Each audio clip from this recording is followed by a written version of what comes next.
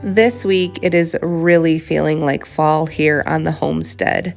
The leaves are changing, the wood stove is going in the house, frost has come and started to take away what's left of the summer garden, and it's definitely a welcome change of season when that time finally comes.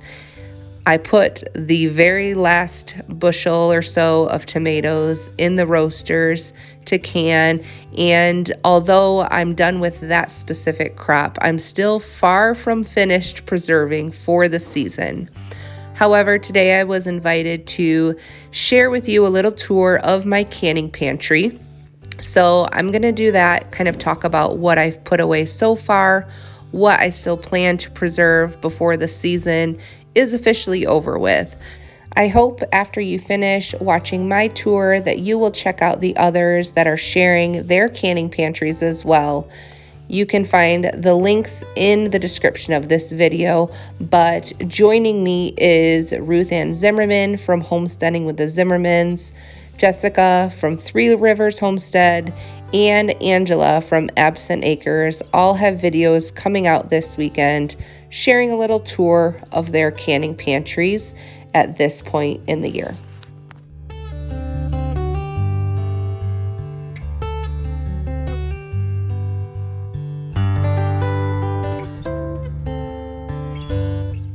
If you are new to my channel, my name is Beth and I live in mid-Michigan with my husband Tommy and our 7 children, and we live in a very old house built sometime in the late 1800s, and the basement is what you would probably expect of a house this age.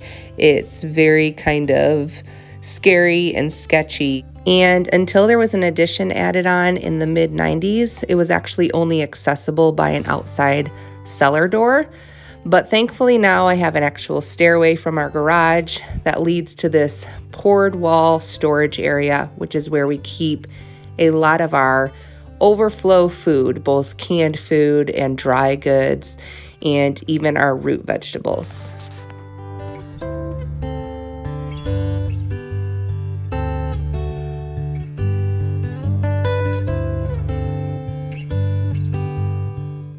I did not grow up canning. I am a completely self-taught canner. I started about 10, 11 years ago, and I call myself kind of a boring canner because I don't do a lot of fancy things. I keep it very basic. I can what I know my family will eat, and sometimes that means only doing like 10 to 15 different things in large quantities, but that's just what makes it worthwhile for us, is knowing we're going to actually use it, keeping it versatile so that we have some options with how to use things, and that's just what works best for us.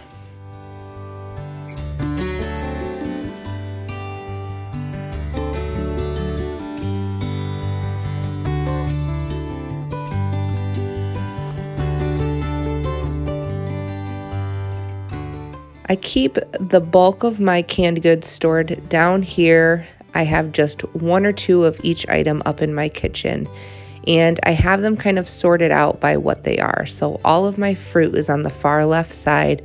I have my jelly on the top, they're strawberry and grape. Then I have my pears, my peaches, some pints of blueberries, and leftover applesauce.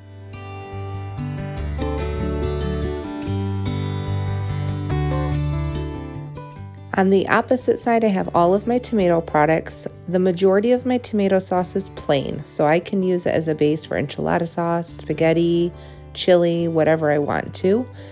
I also have some salsa on the bottom and some corn and chicken stock. And the other thing I didn't mention, I can fit 6 quarts deep on my shelves, or 7 pints, which is just tons of space I'm very grateful for. On the bottom over here are all my pickled items, relishes, pickles, dilly beans, pickled onions, some jalapenos and other peppers. I also have some leftover carrots from last year. Carrots are one of the things that I actually still need to harvest from my fall garden and store whether I can them or I just store them in sand. I haven't decided yet.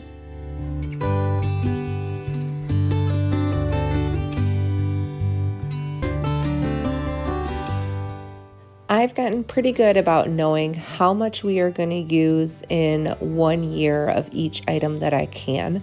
So my goal is to have a year's worth of most things. Occasionally I will have a bumper crop of something and I'm not going to let it go to waste. So I'll can more than necessary and maybe be able to do a little bit less the next year.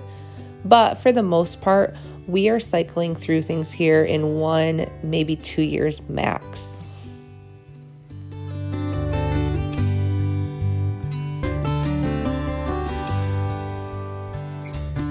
The last section, which you can see I'm due to restock also, is dried beans. It's so much more convenient to have them just ready to use, in my opinion. So once or twice a year, I will just do a batch of each different kind that we like to use, and I will have them stocked and ready to go. Then next to that, I have my different types of meat. Some potatoes got mixed in here as well. It was probably just the open shelf space at the time. But I want to talk a little bit about having shelf-stable meat, because this is something that I did not start using for almost 8 years in my canning journey, and it has become one of my absolute favorite items to have on hand. I think a lot of people are turned off by the idea of canned meat, and I honestly was too before I started using it. Now, there are some tricks that I have learned, there are some preferences that I have learned. When it comes to canning meat, you have basically the same option as you would for canning a fruit, which is you can raw pack or you can hot pack. The benefit to hot packing is that you're gonna fit more meat in the jar because meat shrinks as it cooks. And when it cooks during the pressure canning process, it's gonna take up less jar space. So cooking it beforehand means that you're getting the maximum amount of meat per jar, which is a lot of people's goal. I almost always raw pack my meat, and the reason for that is solely due to just the volume that I am canning. So very rarely am I canning like a couple quarts at a time when it comes to meat. Usually I'm dealing with like an entire animal situation, like we just butchered this whole pig and I need to put 60 pounds into jars right now. So cooking up 60 pounds of meat is just more work, and it's not worth it for the little bit of space that I waste in the jar. When you cold pack your ground meat, it will form kind of a funny, like almost a loaf like shape inside your jar. I'm not sure if you can tell, it's like sticking out above this fat. It's kind of hard to tell, to be honest, but you can kind of see it sticking out above the fat there and right here too. We raise about 90% of the meat that it takes to feed our family of 9 for an entire year on our property. And that takes up a lot of space. I don't want to have to rely on having 5 or 6 freezers running in order to store all of that meat. The convenience of having meat readily available without thawing, without even having to cook because it's technically already cooked. You just open and go, open and heat up quickly, and you have a meal, has been so life-changing for us.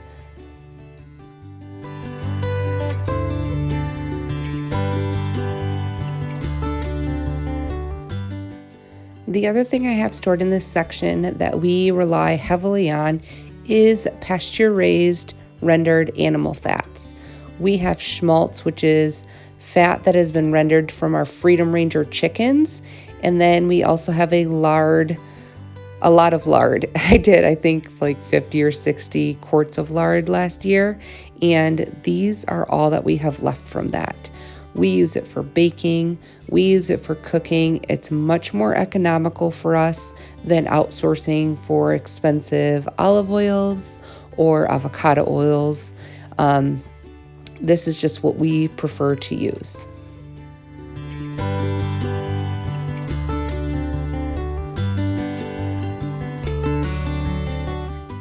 A couple more things about canned meats. I love to do stew meat.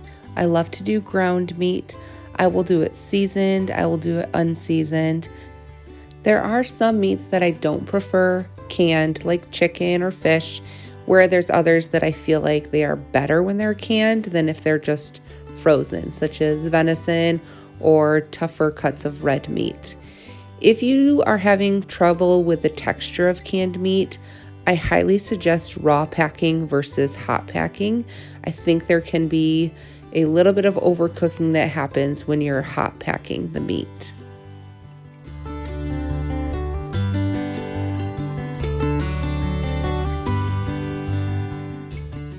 If I have the availability, I definitely prefer to have wide mouth jars to can in, but that's not always an option. This year I've been really trying to save all of my wide mouth jars in anticipation of the 4 pigs that we have to harvest in November. So I'm gonna have easily another 200 to 400 jars of meat and lard and applesauce and what other things that I end up canning at the end of the season. So it's going to be pretty full in here by the time all is said and done. If you would like me to do another tour kind of at the end of it, let me know in the comments.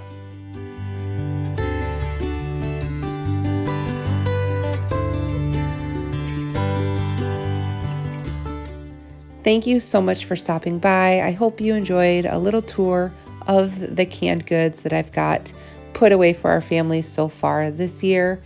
Be sure to go and check out my friends and their tours of their pantries. You can find their channels in the description of this video. I'll post links to Jessica from Three Rivers, Ruth Ann from Homesteading with the Zimmermans, and Angela from Absent Acres.